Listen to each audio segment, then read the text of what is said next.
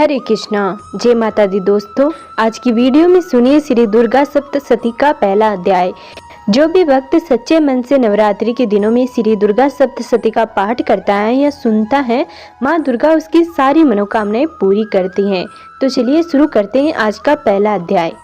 महर्षि मार्कंडे बोले, सूर्य के पुत्र सावणी की उत्पत्ति की कथा विस्तार पूर्वक कहता हूँ, सुनो। सावणी महामाया की कृपा से जिस प्रकार मनवंतर के स्वामी हुए, उनका भी हाल सुनो। पहले स्वारोचिस नामक राज्य था। वह प्रजा को अपने पुत्र के समान मानते थे, तो भी कोला विध्वंसी राजा उनके शत्रु बन गए। दुष्टों को दंड देने वाला राजा सूरत की उनके साथ लड़ाई हुई। कोला विध्वंसियों की संख्या में कम होने पर भी राजा सूरत युद्ध में उनसे हार गए। तब वह अपने नगर में आ गए।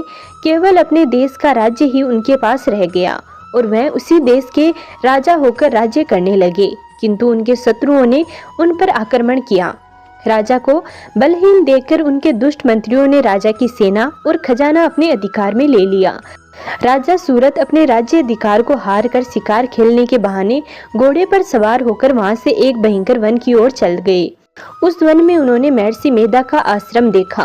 वहाँ महर्षि अपने शिष्यों तथा मुनियों से सुशोभित बैठे हुए थे और वहाँ कितने ही हिंसक जीव परम शांति भाव से रहते थे।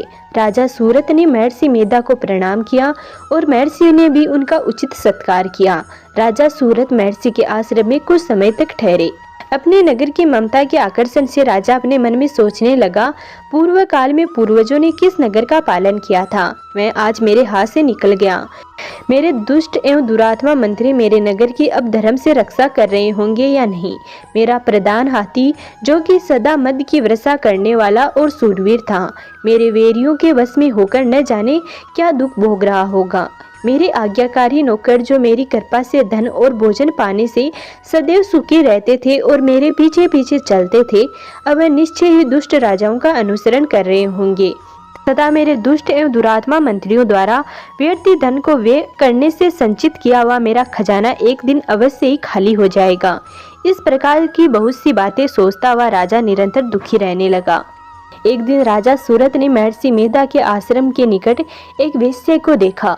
राजा ने उनसे पूछा, भाई तुम कौन हो? यहाँ तुम्हारे आने का कारण क्या है?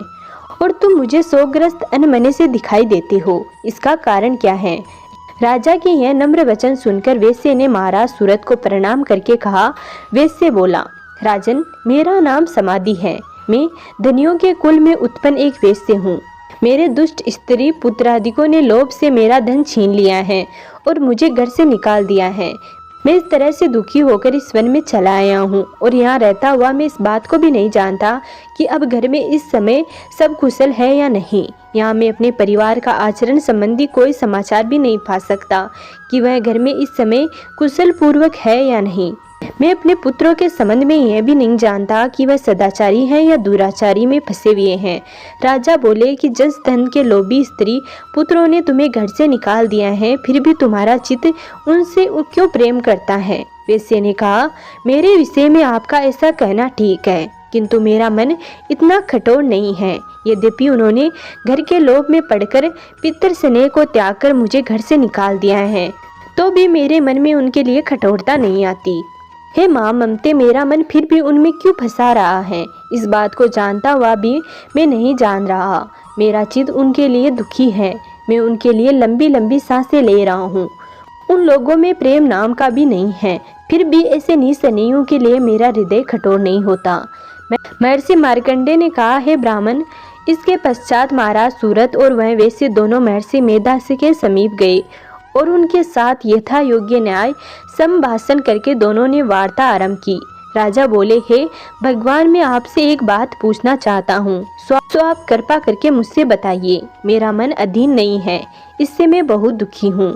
राज्य धनाधिक की चिंता अभी तक मुझे बनी हुई है और मेरी यह ममता अज्ञानियों की तरह बढ़ती ही जा रही है। और यह समाधि नामक वेश्या भी अपने घर से अपमानित होकर आया है। इसके स्वजनों ने इसे त्याग दिया है।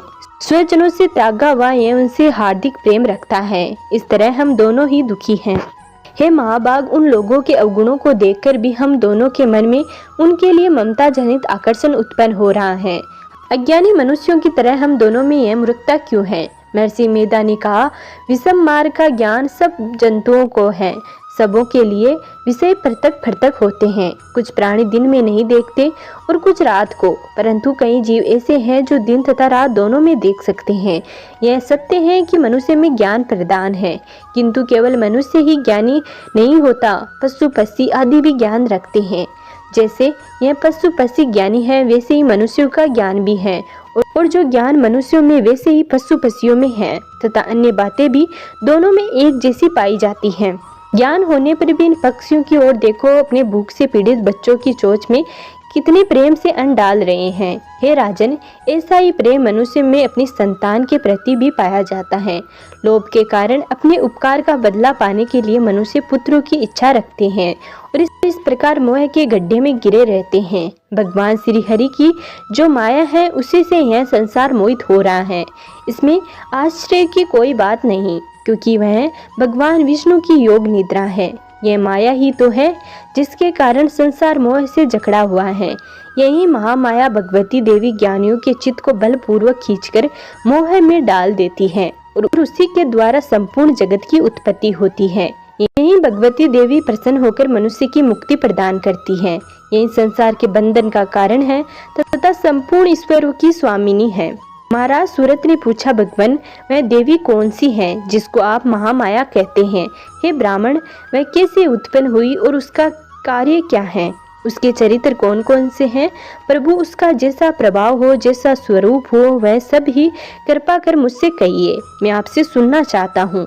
महर्षि मेधा बोले, राजन, वह देवी तो नित्य स्वरूपा है, उनके द्वारा यह संसार रचा गया है, तब भी उनकी उत्पत्ति अनेक प्रकार से होती है। वह सब आप मुझसे सुनो। वह देवताओं का कार्य सिद्ध करने के लिए प्रकट होती है, उस समय वह उत्पन्न हुई कहलाती है।